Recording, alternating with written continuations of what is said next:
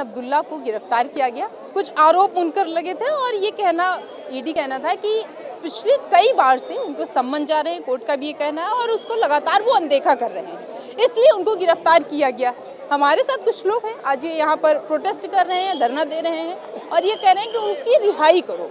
अब यहाँ पर 2-3 सवाल आ रहे हैं। अगर आप संवैधानिक तरीके से जा रहे हैं तो अगर उन पर आरोप लगे हैं तो जांच होगी और जांच के बाद उनकी रिहाई होगी, लेकिन इनका ये कहना है कि उनको गिरफ्तार जो आपने किया है वो छोड़ दीजिए। और ईडी और सीबीआई, सबसे बड़ा मुद्दा ईडी और सीबीआई का जो है वो गलत इस्तेमाल हो रहा है। गलत इस्तेमाल जो है वो बीजेपी, भारतीय जनता पार्टी कर रही है और इसलिए सारे जितने भी विपक्षी दल हैं या फिर दिल्ली में अगर कहें आम आदमी पार्टी है तो उनको जो है वो गिरफ्तार किया जा रहा है। हमारे साथ कुछ लोग हैं, बातचीत करेंगे।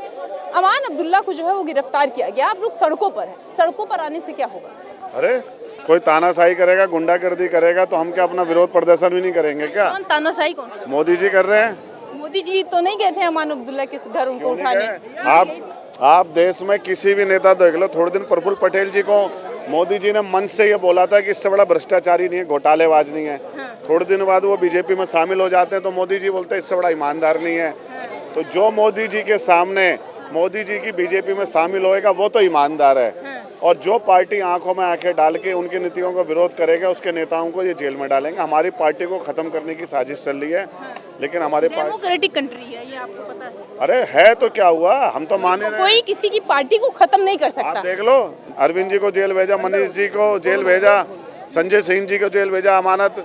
अब सबका नंबर लगा रहे हैं, लेकिन मैं एक बात बोलना चाहता हूँ, बीजेपी को मैसेज देना चाहता हूँ, आज उनका नंबर था, कल आपका नंबर है। ये हमारी सत्ता आएगी, सबका इलाज होएगा, समय सबका आता है। इलाज करेंगे आप? पता समय आएगा। कह रहे इलाज तो कर दिया दिल्ली वालों का, इतना बढ़िया इलाज है कि बाय 1 गेट 1 एक के साथ एक दारू फ्री है। मोदी जी से देखो, पूरा देश बेच दिया, रेल बेच दिया, अंबानी अडानी सब कुछ तो बेच दिया, बचाया क्या है? अपने क्या बना दिया देश को, आपको पता है? आप आंकड़ों में बात करो, सच्चाई में बात करो। समस्या क्यों हो रही है? आप लोगों को समस्या क्यों हो रही है? भाजपा की मीडिया से मैम, ये हम सवाल पूछ ली तो भाजपा, मैं तो सवाल जवाब दे रहा हूं। तो भाजपा की मीडिया जो भी आएगा आपसे सवाल पूछेगा, हम जवाब आप जो अच्छा अगर नहीं अगर हमने सवाल पूछ लिया, अगर हमने आपसे सवाल पूछ लिया तो हम भाजपा की मीडिया हो गए। अगर ईडी वहाँ पर पहुँच के गिरफ्तार कर लेगी तो वो ईडी जो है वो उनकी हो गई। अगर सीबीआई वहाँ पर चली गई है तो वो मोदी की सीबीआई हो गई। ऐसा क्यों आप लोगों के मन में ऐसा क्यों? ये फ्रस्ट्रेशन है भारतीय जनता पार्टी की। चुनाव हार रहे हैं 3 महीने बाद, इसलिए हमारे नेताओं को अंदर किया जा रहा है। 3 महीने बाद भारतीय जनता पार्टी चुनाव हार रही है, ये आप लिख लीजिए, ठीक है? जमानत पार्टी है, ठीक है? और आप आने वाले टाइम में देख लीजिएगा, इनकी फ्रस्ट्रेशन है, इसलिए हमारे नेताओं को, हमारे पार्टी कार्यकर्ताओं को झूठे झूठे केसों में अंदर फंसाया जा रहा है। झूठे केस कहाँ है? आरोप लगे हैं ना, तभी तो अंदर जा रहे हैं। आरोप पे अंदर हो जाते हैं, पर आप आरोप तय किसके हुए आज तक? क्या अरविंद केजरीवाल पे आरोप तय हो गए? क्या मनीष सिसोदिया पे आरोप तय हो गए?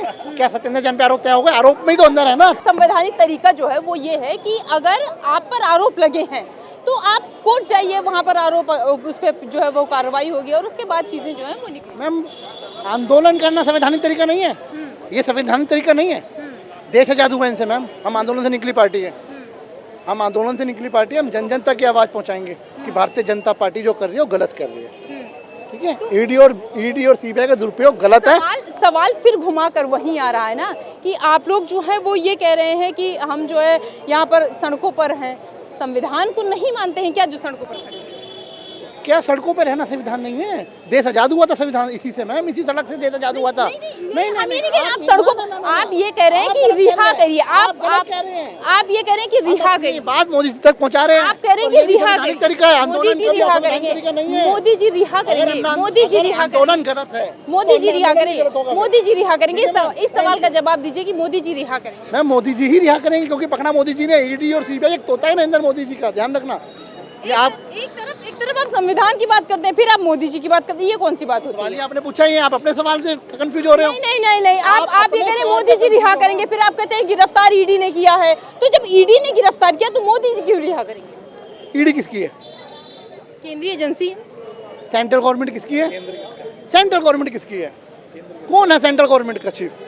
आप बताएं ना। माननीय नरेंद्र मोदी इसकी जड़ में बैठे, ठीक है?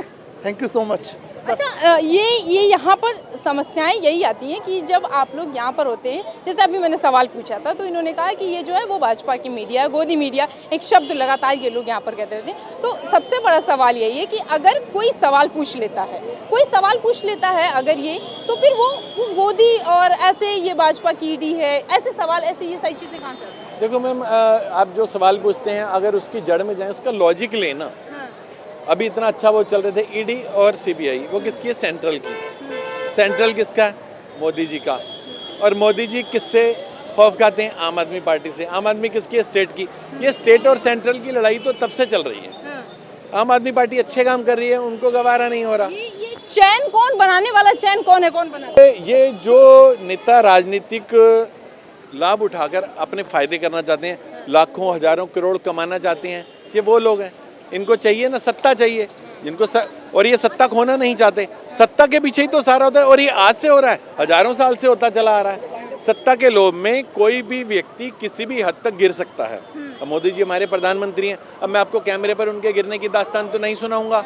थोड़ा बहुत विश्लेषण अपने आत्म मंथन से भी कीजिए, जनता करेगी। एक शब्द को हम दोबारा से सवाल करेंगे, आप ही की चीज आपने कहा है, सत्ता के लिए कोई किसी भी हद तक गिर जाता है।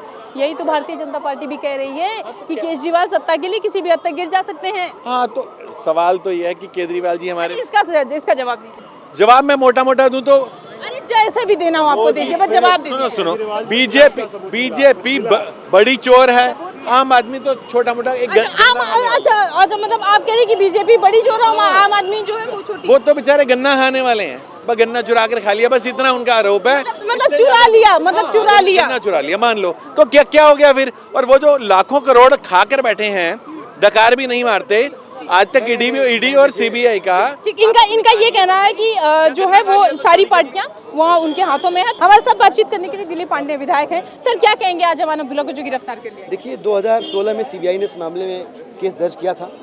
6 साल बीत गए, ना तो कोई गिरफ्तारी हुई, ना चार्जशीट फाइल हुई। 6 साल बाद जब चार्जशीट सीबीआई ने फाइल भी करी, तब भी उसमें लिख दिया कि कोई आर्थिक भ्रष्टाचार नहीं हुआ। फिर भी भाजपा ने हार नहीं मानी, शर्म नहीं आई उन लोगों को। उन्होंने एसीबी ईडी लगा दिया, एसीबी ने केस दर्ज किया सीबीआई वाले मामले को आधार बना के। एसीबी ने अरेस्ट भी कर लिया, लेकिन जब हाईकोर्ट से बेल ऑर्डर में फिर से लिख के आ गया कि कोई आर्थिक भ्रष्टाचार नहीं हुआ। फिर भी भाजपा को शर्म नहीं आई, उन्होंने ईडी लगा दी। ईडी ने जब बुलाया तब गए, नोटिस का जवाब दिया, लेकिन इस बार थोड़ी सी मोहलत मांगी मानत भाई ने अपनी सासू माँ की बीमारी का हवाला देते हुए। लेकिन बिल्कुल भी दिल नहीं पसीजा उनका। और क्यों नहीं पसीजा? क्योंकि इनके सीने में दिल नहीं धड़कता। ईडी ने ये कहा, फिर से फर्जी गिरफ्तारी कर ली मानत भाई की। भारतीय जनता पार्टी और ईडी की जो ये जबरदस्त गिरफ्तारी है फर्जी आरोप लगा के, उसके खिलाफ हम यहाँ पे अपने हक और इंसाफ की आवाज़ बुलंद करने आए थे। भाजपा जितनी जल्दी समझ जाए उतना अच्छा है। देश के लोगों ने गुंडागर्दी और तानाशाही का जवाब दे देते हुए 400 पार के नारे को ऑलरेडी 240 उठा के पटक दिया है। हम तो अन्याय के खिलाफ भाजपा की कल भी लड़ रहे थे, आज भी लड़ रहे हैं और कल भी लड़ते हैं। दिलीप सर, एक सवाल है आपसे। अच्छा, यहाँ पर बातचीत कर रहे थे हमारे साथ दिलीप पांडे, जो ये कह रहे हैं, सीधे तौर पर उनका ये कहना है कि जो भारतीय जनता पार्टी है वो पूरी तरीके से ईडी और जो सीबीआई है उसके शिकंजे में है। अब देखने की बात होगी कि अमान अब्दुल्ला का आगे जो है वो कानूनी प्रक्रिया, संवैधानिक प्रक्रिया क्या होती है। कैमरा पर्सन अंकित मिश्रा के साथ ममूना पांडे।